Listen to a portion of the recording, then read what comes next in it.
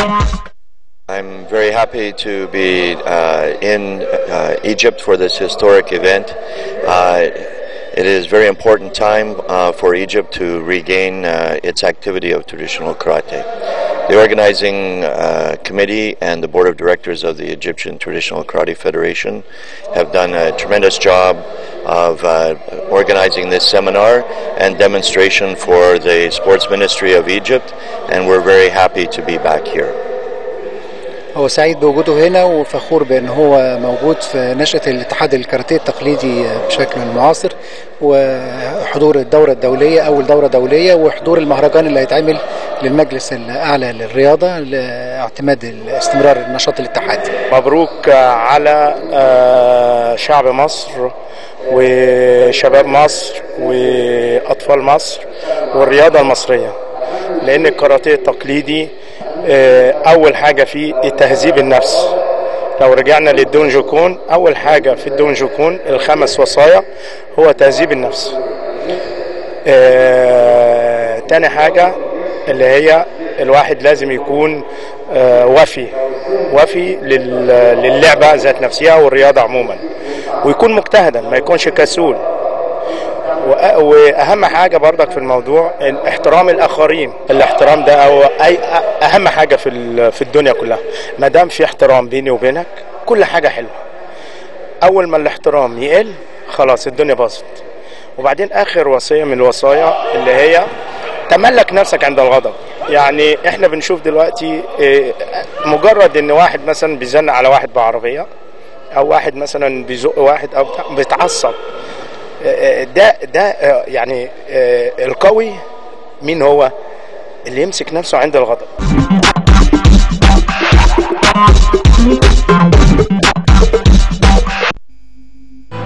أبو تريكة بيحتفل بمناسبتين، فيها 25 وحتى أبو تريكة هذا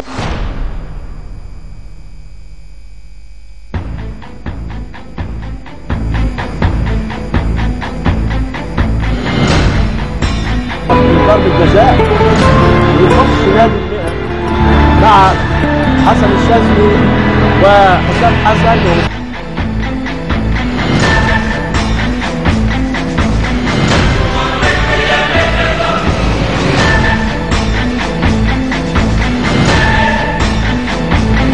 مصطفى رياض وسيد رشدي ومحمود الخطيب واحمد التاج، يبقى السابع بتاعهم ابو تريكة.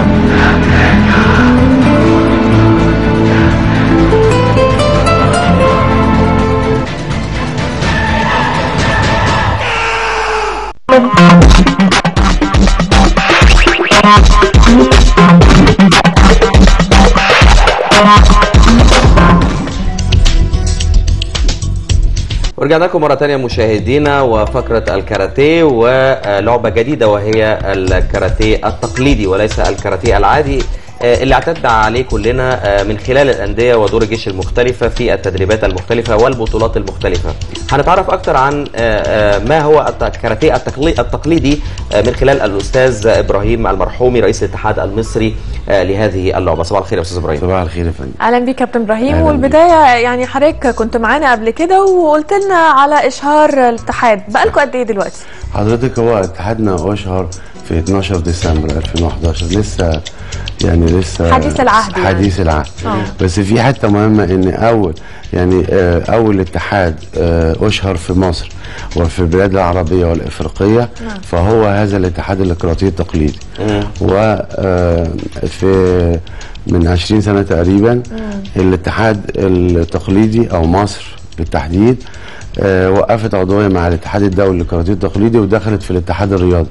ومن هذا التاريخ مصر ايه الفرق؟ ما انا هقول لحضرتك اهو. مصر لم يكن له وجود دوليا في هذه الرياضه. فالحقيقه من عده سنوات وانا بحضر لاعاده انشاء هذا الاتحاد، والاتحاد الدولي ناشد السيد رئيس المجلس القومي والساده المسؤولين عن الرياضه في مصر بان هم يساعدونا في اعاده انشاء هذا الاتحاد. وانا بشكر بالمناسبه السيد رئيس المجلس الدكتور عماد البناني ومدحت البلتاجي وطارق راشد القائمين يعني الناس اللي هم فعلا ساعدونا، الاساتذه دول يعني حريصين ان هم الرياضه تتقدم في مصر. عاوز اقول لحضرتك ان ما يفرق رياضه عن الاخرى فهو القانون بتاع هذه اللعبه. نقول احنا بلعب كوره، طب حضرتك بتلعب كوره ايه؟ تقول طايره. ده انا كنت بفكر قدم. فنقول الكلمه نفسها في حد ذاتها كاراتيه بقى كلمه عامه. فالكاراتيه التقليدي والكاراتيه الرياضي لهم اتحادين، اتحاد العالمي للرياضي والاتحاد الدولي للكاراتيه التقليدي. وهذه القضيه ليست قضيه مصريه، هي قضيه عالميه، وانفصل فيها من قبل اللجنه الدوليه والمحكمه الدوليه الاولمبيه، فصلت بين هذا الاتحادين، وقالت ان الاتحاد الكاراتيه التقليدي والاتحاد الكاراتيه العالمي ده بيمثلون رياضتين مختلفتين، ولا يحق لاحدهما السيطره ولا تمثيل الاخر. فهذه الرياضه إذ لم يكن لها اتحاد مصري يمثلها، فمعناها ان هي مصر مش موجوده على الساحه الدوليه. ومصر يعني ليها مكانه عالميه خطيره، وحضراتكم اساتذه الاعلام في مصر ليها مكانه رهيبه في العالم، فمصر لازم تكون موجوده. ونظمت اخر بطوله عالم للكاراتيه التقليدي المصري في مصر سنه 83، يعني مش حاجه جديده يعني.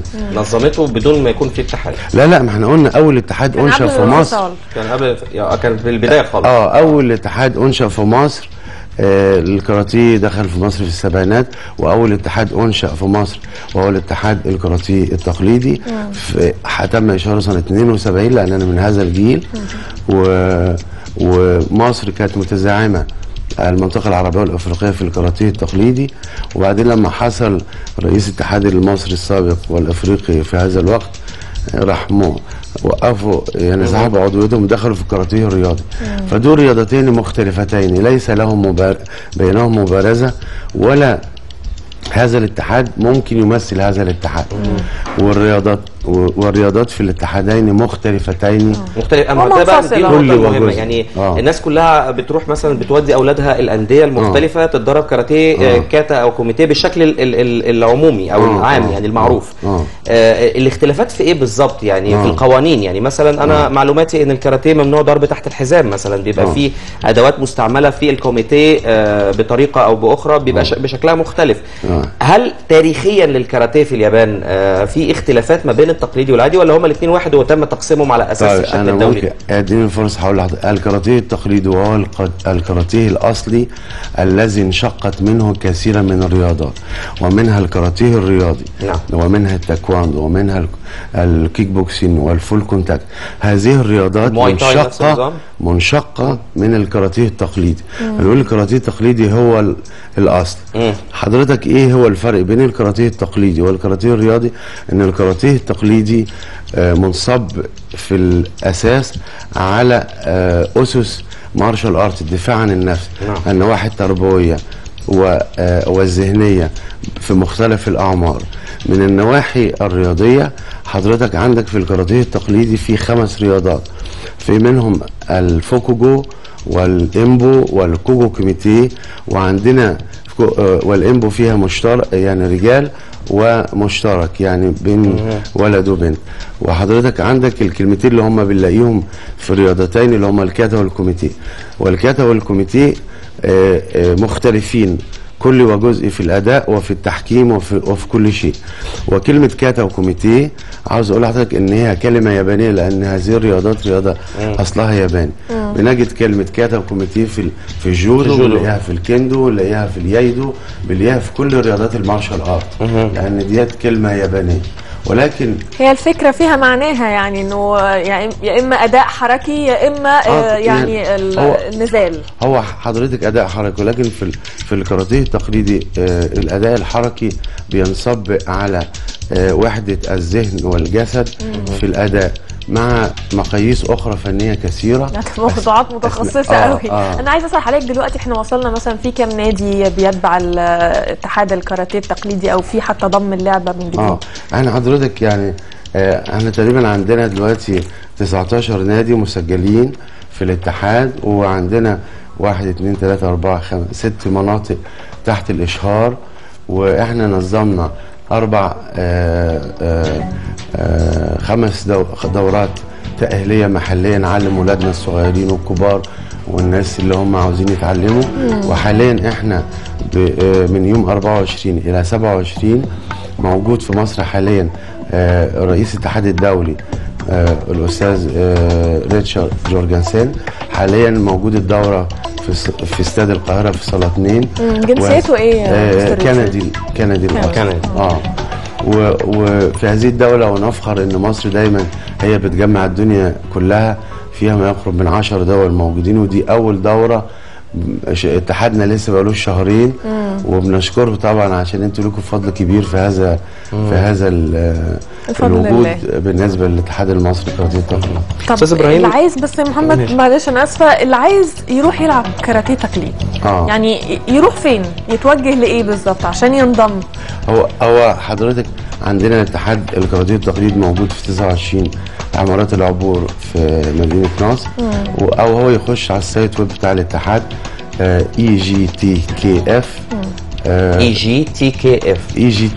egtkf.com. والاتحاد موجود فتح تقريبا 6 ايام في 7 ايام، وما شاء الله هنساعده. وحاليا كثيرا في مرحله التاهيل دي حضرتك بنؤهل الناس اللي هي عاوزه تفهم وعاوزه تتعلم عشان يعلموا وندي اسس هذه الرياضه وننشرها. فيها اي تكاليف؟ حضرتك تكاليف بسيطه. احنا الاتحاد بتاعنا بيشتغل بجهود ذاتيه، ليس عندنا اي مساعده. وطبعا المجلس القومي قال لنا احنا ما عندناش فلوس، قلنا لهم ان احنا مستعدين ان احنا نجتهد بجهودنا الذاتيه لبدايه هذا الاتحاد. واحنا بنعمل لاخواتنا المدربين واولادنا بنساعدهم على قد ما نقدر، لان الهدف نشر هذه الرياضه بالطريقه الصحيحه والسليمه. جميل. استاذ ابراهيم، كنت عايز اسالك على الفوارق في المارشال ارتس. يعني في ناس كتيره بيتفرجوا على نجوم عالميين في السينما الامريكيه حتى ما بيبقوش عارفين يميزوا يعني فان دام بيلعب ايه بالظبط. في رياضات كتيره يعني في الايكيدو، في المواي تاي، في الكيك بوكسينج، في الكاراتيه، في الكونغ فو في اساليب كتيره جدا. وفي ناس كتيره ما تعرفش ايه هي الاساليب دي او كيفيه التعامل معاها او كيفيه ممارستها او الدفاع حتى عن النفس. يعني بيخشوا على امل ان هم يبقوا شبه النجوم دول، وفجاه بيلاقوا نفسهم بعد ما بيخشوا بيتعلموا حاجات تانية خالص، حتى ما بيبقاش عندهم الامكانيات بتاعه الحاجات اللي بيشوفوها في الافلام مثلا. يعني ده اللي بيبقى فيه تاثر بشكل كبير. يعني هو حضرتك انا عشت كتير في بره ولفيت العالم وعشت 30 سنه بره، وانا عضو من الاتحاد الدولي موكل بصفه رسميه من قبل الاتحاد الدولي للكاراتيه التقليدي ان انا انشط رياضه الكاراتيه التقليدي في المنطقه لاعاده اشهار الاتحادات الافريقيه والعربيه. وانا خبرتي اللي انا اتعلمتها في السنين الطويله لازم نديها لاخواتي واولادنا في مصر. وحضرتك اللي انت بتقوله ده كلام على مستوى عالي جدا فكريا، لان في كثيرا من الاخوه الرياضيين في مصر بيتسلقوا في الكونفو مثلا. على حد المثال في 300 مدرسه، ناس ما تعرفش. ففي ناس بتتعلم من الفيديو وناس بتتعلم من الكتب، والمارشال ارت لا يمكن نتعلمه الا بطريقه عمليه بالظبط. والخبره لا تؤخذ الا من الاحساس. يعني حضرتك عشت قصه اثرت فيك، لو حكتها لي انا ممكن احكيها على نفسي انا، بس انا ما عشتهاش. يعني الخبره لازم تكون خبرة من خلال معايشة الحدث نفسه. نعم. بس هو تثقيف الناس من ناحية الفوارق الشاسعة ما بين الرياضات المختلفة دي بالتأكيد عامل كبير لازم الاتحادات تقوم بيه. يعني تفهم الناس بالظبط اللعبة دي بتعمل ايه بالظبط، وتقدر تدافع عن نفسك ازاي، وتقدر تمارس هذه الرياضة بشكل قانوني ازاي ودولي. حضرتك خطة الاتحاد الكاراتيه التقليدي المصري ان هو فعلا نحط مصر دايما في المقدمه. النقطه الاولى ان حضرتك بقى لنا شهرين من شهر الاتحاد، وجبنا رئيس الاتحاد الدولي وقلنا حضرتك دوره دوليه حضر فيها 10 دول نقول. وبعدين خطه الاتحاد المصري التقليدي ان هو ينظم بطولات عالم ودورات عالم، ونعمل ان شاء الله في خطتنا ان احنا نعمل ماستر كورس ده بيعمل سنويا، واحد في اوروبا، واحد في امريكا، وواحد في اسيا. فاولادنا في مصر عشان يروح هذه البلاد مكلف جدا، وهيتعرفوا طبعا فان شاء الله هننظم هذا، وهيكون في قمه اساتذه الكاراتيه في العالم هيكونوا موجودين هنا لمده 10 ايام تمرين من الصبح بالليل وتعليم. الهدف من الكاراتيه التقليدي، وده تكمله سؤال حضرتك، ان الكاراتيه التقليدي يعتمد بالصفه الاولى على النواحي التربويه. وانا بقول لاولادنا المدربين اخواتنا والممارسين، وزاره التربيه والتعليم، التربيه قبل التعليم، التربيه قبل التعليم. فاحنا والكاراتيه التقليدي له اسس علميه، وكل شيء مقنن في كل مرحله سنيه. بالنسبه للتعليم، لان اولادنا يعني نهدمه وهو صغير نكبره وهو صغير اكيد. فالنواحي والمعلم، خلينا في التكبير ان شاء الله. المعلم الكاراتيه ده ليه واقع خطير جدا على نفس الطفل. صحيح. حتى الكبير. يعني احيانا بشوف الطفل او الشاب ما بيسمعش كلام ابوه ويسمع كلام المدرب، واحيانا الاب يشكي المدرب يقول له وصيه ويقول له يعمل، ما بيذاكرش يقول له ما بيعملش. الامال معقوده عليكم وعلى اتحاد طبعا الكاراتيه التقليدي. ان شاء الله يعني عندكم مهمه صعبه في الفتره اللي جايه، اشهار اللعبه، انتشارها، حاجات كتير. استاذ ابراهيم المرحومي رئيس الاتحاد المصري للكاراتيه التقليدي، كنت ضيف عليك علينا. شكرا جزيلا. شكرا جزيلا. بنشكر حضرتك وبنشكرك على استقبالكم. والدوره الدوليه موجوده لغايه يوم 27، ويوم 28 اول مهرجان منظم وهيحضره الدكتور البناني والساده المسؤولين في المجلس القومي للرياضه، وجسيرا من رجال الصحافه نتمنى يبقى وجود حضراتكم موجود، لان انتوا واجهه مصر. شكرا جزيلا لحضرتك معانا ومع حضراتكم مشاهدينا الكرام. نسيب الكاراتيه ونروح ل يعني موضوع ساخن جدا، منطقه كلنا دلوقتي زي ما بنقول اندر ذا سبوت، كلنا عيننا عليها دلوقتي. بورسعيد اخبارها ايه؟